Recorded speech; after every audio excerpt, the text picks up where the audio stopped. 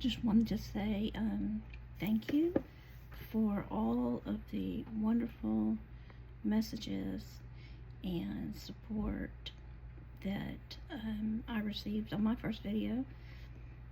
It was a bit overwhelming, but I really appreciate you guys. It's so important to spread awareness of conditions that are rare, and hopefully we can get the word out there and help how we can with awareness and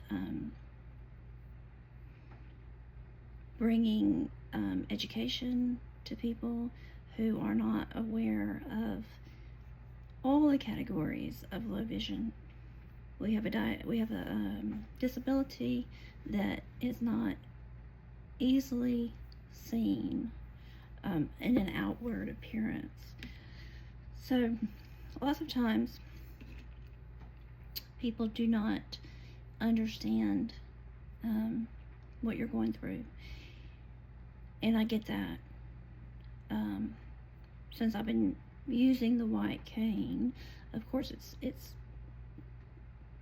people, well, most people recognize the white cane, but there's a huge amount that don't. They don't understand what that's for. So one of the things that I've been tooling around with is going into the schools, our local community, and showing the children the white cane, what it's for, what it means, and how they might help someone with low vision in the smallest ways. If you see something in the floor that someone with a white cane is heading towards, to move that out of their way, or to help get through a busy area. Some of the experiences I've had were acts of kindness from total strangers. One story is on my second flight that I took alone after my diagnosis. I was coming back to Charlotte. I had my white cane, and no one met me at the when I was taken off the plane. There was nobody there, and no one from the assisted transportation was there. So I had my white cane with me, and I had luggage, and I was being picked up in baggage. So I was trying to navigate the hall and between the gates to get over into where I could get to baggage. And the people, there were so many people walking, and some people would look at the cane and kind of just curiosity, but I was having trouble getting across that hall to the other side. It was very crowded, and this guy came out of nowhere, absolutely nowhere, and he said, "Do you need help?" And I said, "Well, that would be great. I just need to get to baggage." And he offered his arm and said, "Hold on, we're gonna get there." And he ensured that I got downstairs to baggage safely without being run over or without running over somebody, without falling, all of those things. I didn't know him. I didn't know him from Adam. I had no idea who he was. I still have no idea who he is. He was in Charlotte for just a short period on a business trip. And that act of kindness was rememberable and commemorable, that he would take it upon himself to just stop what he was doing, come over and offer assistance, not expecting anything in return, but just felt like that was the right thing to do. And I remember that, and I appreciate that so much, that out of everybody there, and there were lots and lots, it was so crowded I couldn't get across, that he just said, I'll do it, and just out of the blue. He actually stood outside with me, waiting on my transportation, and made sure that I got into the car safely. And he actually had somebody picking him up that he waited. So he said, no, we're going to wait until she gets picked up. So, you find that behavior more rarely these days. But I guess the people that were taught right, and that have an innate sense of compassion, they shine in those times. Not everybody is understanding of someone who, with no fault of their own, is all of a sudden put into a life path that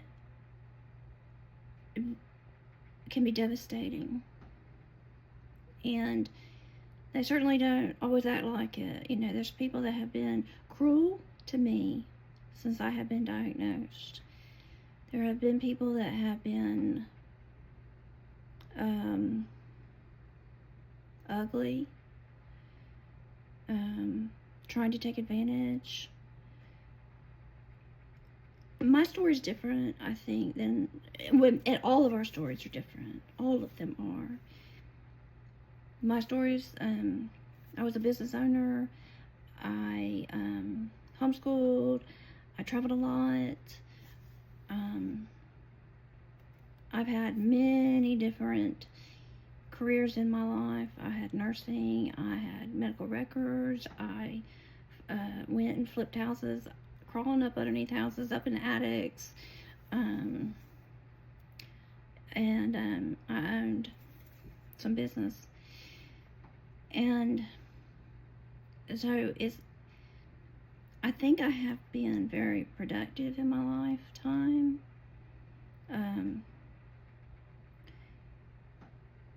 And it's been just an eye-opener to see the natural response from people who you encounter before you're disabled and after you're disabled. And the way that people naturally react to you, it's very telling. It's telling on their background, on what they were taught or what they weren't taught, on their values and morals. I know that I know my children would be the ones who would say, hey, do you need help? I have, especially my son, I have no doubts that he would be that person. Does that make him weak? No. it makes him it shows his heart and his spirit.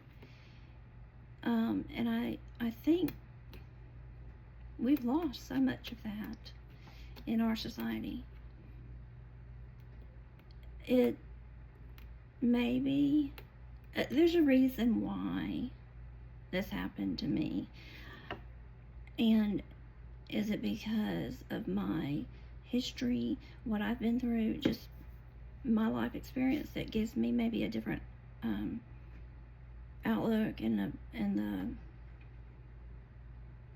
the gift of gab that maybe other people wouldn't have, resilience, nursing. I worked in a prison, and well, it was a jail. It was the second most dangerous jail in the United States. When I worked there, was an all-male jail. I worked there for 5 years, and possibly that those experiences, it gives you a survival instinct. And I never was treated bad by the inmates in general, and I think it was just, if you are kind to people and you or act respectfully and with kindness, even the people that have done such terrible things, they can, I believe that there is something inside them that will that's still there, that can act appropriate. And it's shocking to see how those guys could act civil, even in the worst of situations, could act civil if they're respected and they're treated with kindness. They can, I could have gotten beat up, I could have gotten poop thrown on me, I could have gotten followed home, so many things, and I didn't. There were some that I worked with that did. They got robbed, they've had their cars destroyed, they went through a lot. I never got touched. And I think that shows what we can do if we are civil and we are respectful and kind. Doesn't mean you have to roll over, but I think that experience taught me a lot of what people are capable of. And then to see some people act so, I don't know if I have another word for it, but ugly, just ugly. It makes you wonder what happened in their life that made them the way that they are. Was it that they didn't get taught correctly? That they have some kind of emotional difficulty? I don't know, but it's been very interesting to watch that, and to observe people and their reactions to different situations. So be kind, be nice, act like whoever raised you would be proud of. And I have to say, even though there's some people that are in my life and in my life very closely, who didn't have the opportunity to experience a, quote, normal childhood and young adulthood, who have turned into just beautiful souls. So I can't say act like whoever raised you would be proud of you, because in some circumstances, that's not always the case, that they had somebody that was there for them. But there's still that good in them, and they can find it. And I'm just so proud of so many of the young people that I've known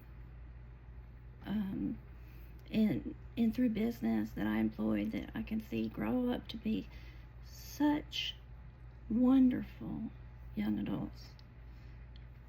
It's very, very enlightening to see that.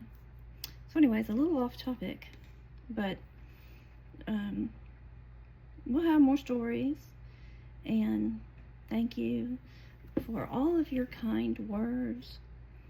It really does mean a lot, and we can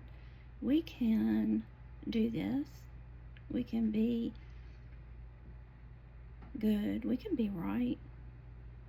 And we can act right. We don't have to act like we were raised in a barn, but we can be good people. So I think I am very encouraged to go to the schools, and I will let you guys know how that goes, if I'm allowed to, and the response of the children, to learn that, to learn how somebody with low vision, what they can do, easy things, and maybe that'll help, bring some goodness into a world that, gosh, it's not so much goodness out there right now, is there? Alright, well, take care, and I will see you in the next video.